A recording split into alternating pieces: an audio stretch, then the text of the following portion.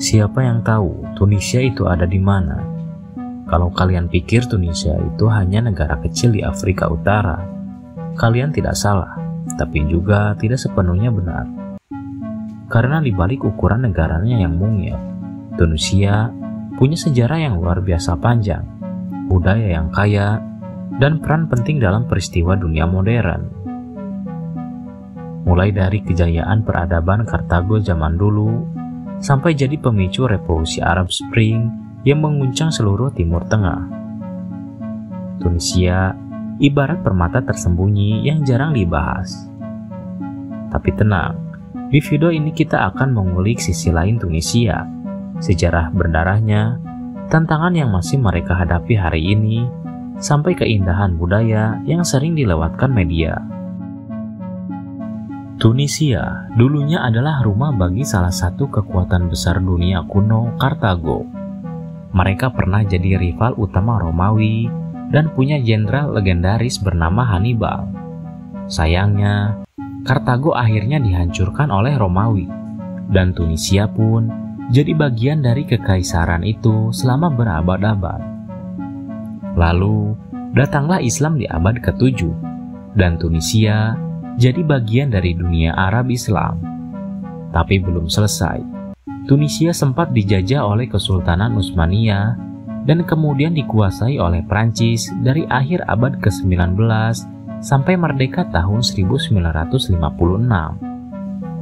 Bayangkan, betapa banyak pengaruh sejarah yang bertumpuk di satu negara ini. Revolusi Tunisia adalah kampanye intensif perlawanan sipil yang diakibatkan oleh tingginya tingkat pengangguran, inflasi pangan, korupsi, kurangnya kebebasan berbicara, dan kebebasan politik lainnya, dan kondisi hidup yang buruk. Serikat pekerja disebut-sebut sebagai bagian integral dan demonstrasi tersebut.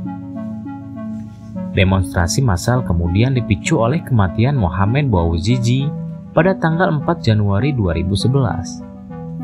Ia adalah seorang pedagang kaki lima yang melakukan bakar diri pada tanggal 17 Desember 2010 untuk memprotes penyitaan barang dagangan sekaligus penghinaan dan pelecehan yang dilakukan oleh seorang pejabat kota dan ajudannya kepada dirinya.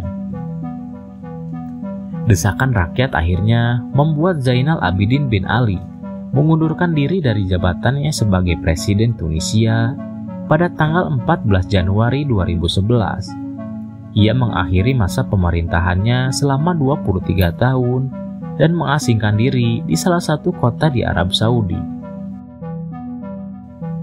Nama Tunisia berasal dari ibu kotanya, Tunis, yang terletak di pantai timur laut Tunisia. Ras Ben Saka adalah titik paling utara benua Afrika terletak di negara ini. Wilayahnya berbatasan dengan Aljazair di sebelah barat, Libya di tenggara, dan Laut Mediterania di utara dan timur. Sedangkan populasi penduduk Tunisia diperkirakan hanya di bawah 10,8 juta pada tahun 2013. Secara geografis, Tunisia terletak di ujung timur Pegunungan Atlas dan bagian utara dari Gurun Sahara, dengan garis pantai sepanjang 1.300 km yang menghadap Laut Mediterania. Dan 40% tanahnya merupakan bagian dari Gurun Sahara dan sisanya merupakan tanah subur. Tunisia adalah satu-satunya negara demokrasi di dunia Arab.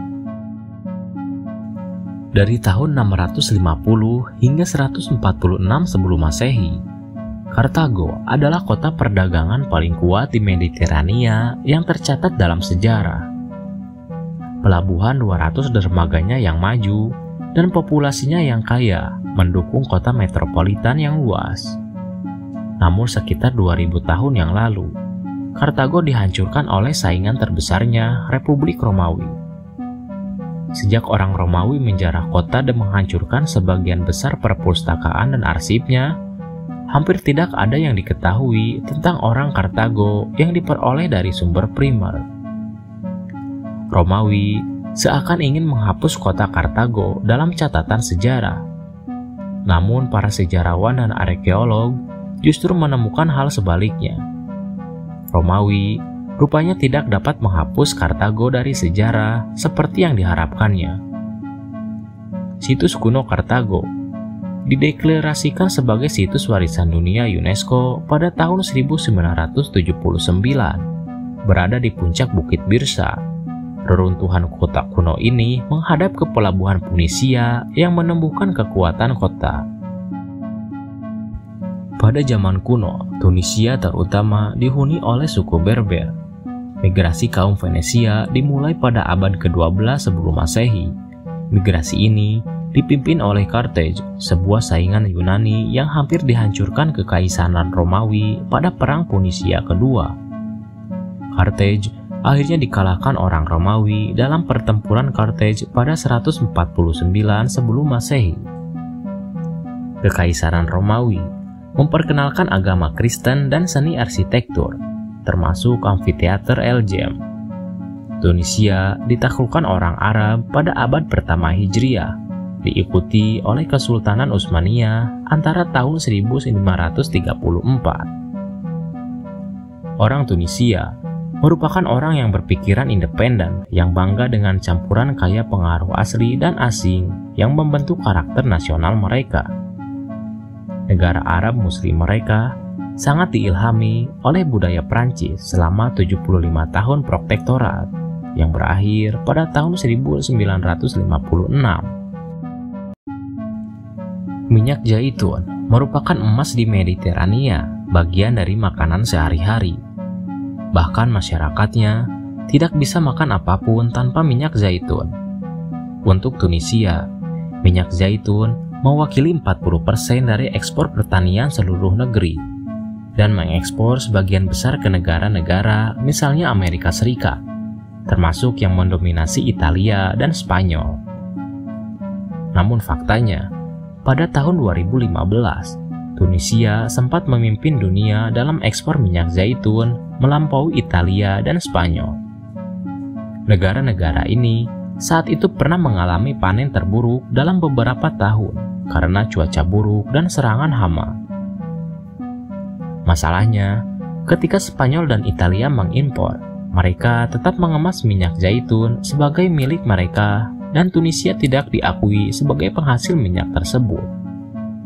Hal ini yang juga terjadi pada Spanyol dengan minyak yang diekspornya ke Italia.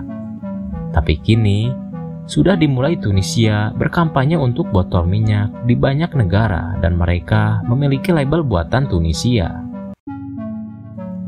Berbagai lokasi wisata Tunisia yang direkomendasikan salah satunya adalah Esbaitla. Wisatawan dapat melihat dan mengenal peninggalan Kekaisaran Romawi di Esbaitla. Dulunya, Esbaitla juga dikenal dengan Sufetula karena menjadi kawasan penghasil minyak zaitun. Bahkan kawasan Esbaitla adalah pusat industri olive oil di masa lalu.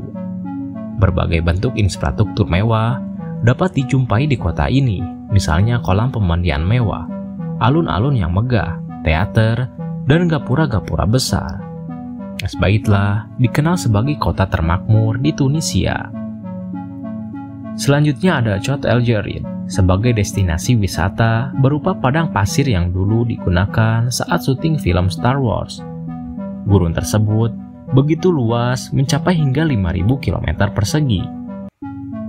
Secara geografis, wilayah ini termasuk bagian daripada Gurun Sahara.